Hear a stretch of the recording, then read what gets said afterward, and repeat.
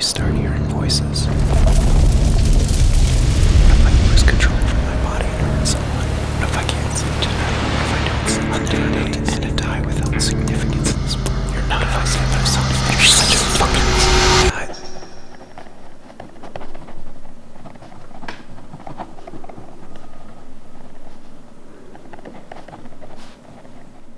Every morning, I write down the worst things I can possibly imagine, and I study them over and over.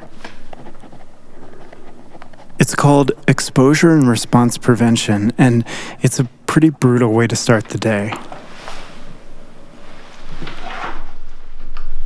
But it saved my life.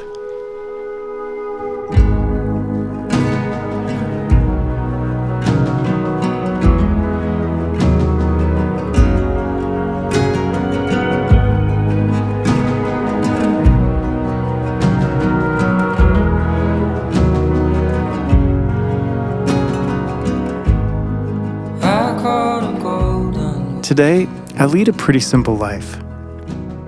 I do the laundry, iron my shirts, I work from home, take the pup for a walk, and then get puppy kisses. But how I got here is a story that started a long time ago, but came to a head in December of 2020.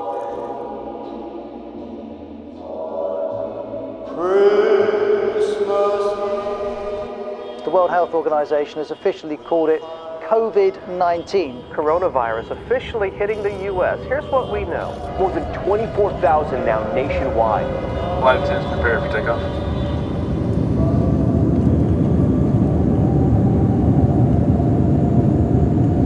This is an absolute constant. This killer pandemic is virtually out of control. The patients are literally gasping for air.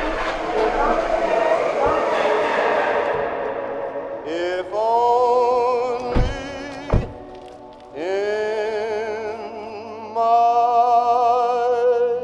dream.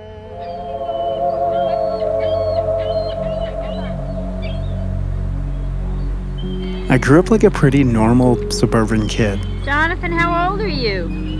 3. but I was always lost in my own little world. Who are you? Come on, John.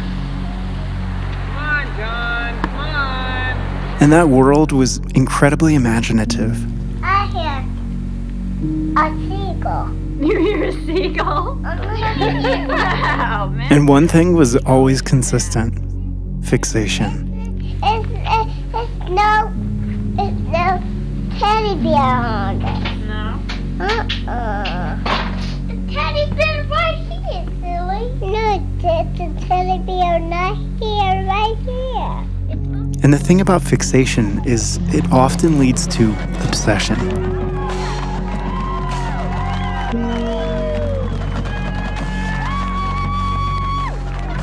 Anything I really liked, I did it 1,000%. And then one day, my mom asked me to record my sister's birthday party. And then it got a little out of control. I started out directing silly commercials for a local broadcast station. And as the years went by, the sets got bigger. And then the clients got bigger. And then I was getting contracts for shoots all over the world. I was capturing exotic places and staying in luxury hotels. And then for fun, I'd put together the occasional music video in a bar in the Philippines.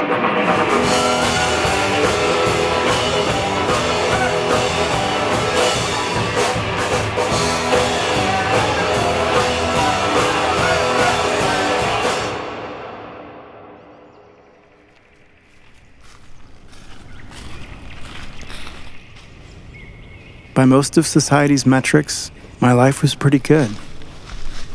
But then a new obsession began burrowing into my brain. A haunting thought that I couldn't shake this time. That I was losing my mind.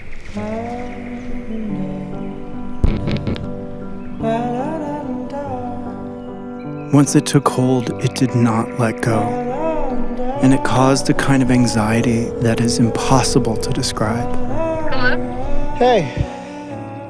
Hey, John, what's up? I don't know.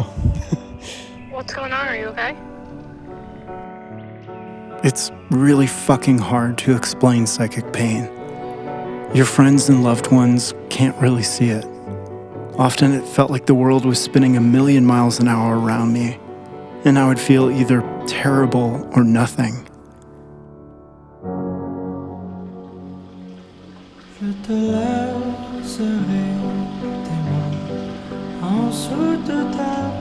And for years, my go-to escape was always water. But it stopped working too. You sink into a porcelain tub in the suburbs in your mother's home. You call me crying. Your voice cracks with pain. The porcelain cracked deeper. You who cannot stay away from the water, any water, for long. You take long hot showers when you are so cold you doubt you'll ever warm. When you're sore from the surf, sore from the heartache, sore from the collective grief you harbor for souls you'll never meet. Sore from enduring the ordeal of consciousness.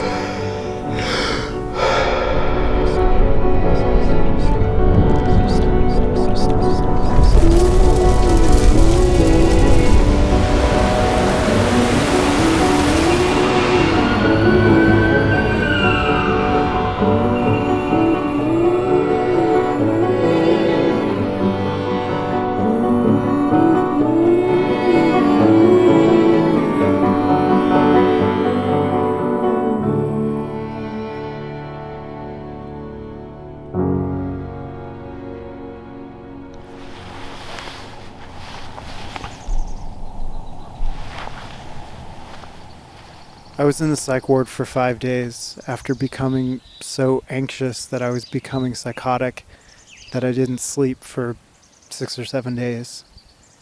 And the thing about OCD is it's incredibly convincing, not only to yourself, but to others. I basically convinced the staff that I was psychotic because I did my homework.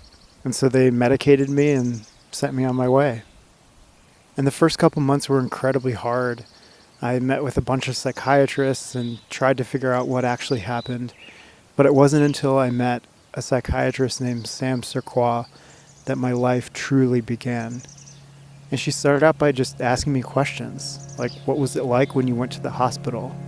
What did you do? What did you say? Did you fold your hands and cross your legs?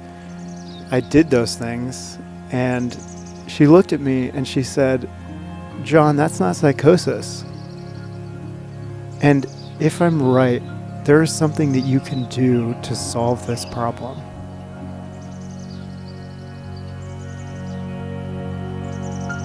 Did you ever find the garden? To start, she told me to wake up, have my coffee, sit down, and start writing. Explore the darkness of your mind. Expose yourself to the things you've never wanted to think. Write them down, repeat them, and do it every single day. In combination with a small dose of the right medication, things started to get better. Between the cities and the temple. But I also had an incredible support system around me. Hi, John. It's Dad. Hi, big brother. I'm just checking in. Please always call me and let me know if there's anything you want to talk about. I want you to know that you're never very far from my mind and heart. But most especially, I'm proud of you and who you've become and are becoming. So I love you so much. Hope you're doing well. As I began to recover from the crippling anxiety, a lot of things started to become clear. I wanted to live, and not just live. I wanted to be a full participant in my life. I wanted a future.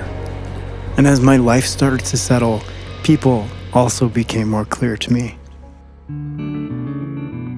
I had known Natalie around 4 years or so, but this inability to commit to the awesome responsibility of life led me to hitting a spiritual wall with her again and again. Bring me out. But this time, I could really see her.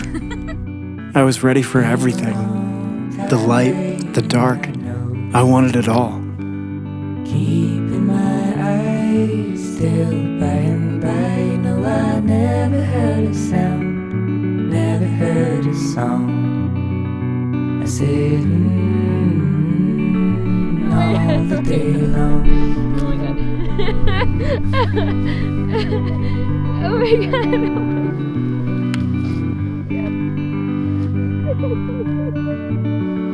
Tell me how do I answer? Hi everybody, we're getting married! Walk the green We're getting line married! right to your door. I said all the day long.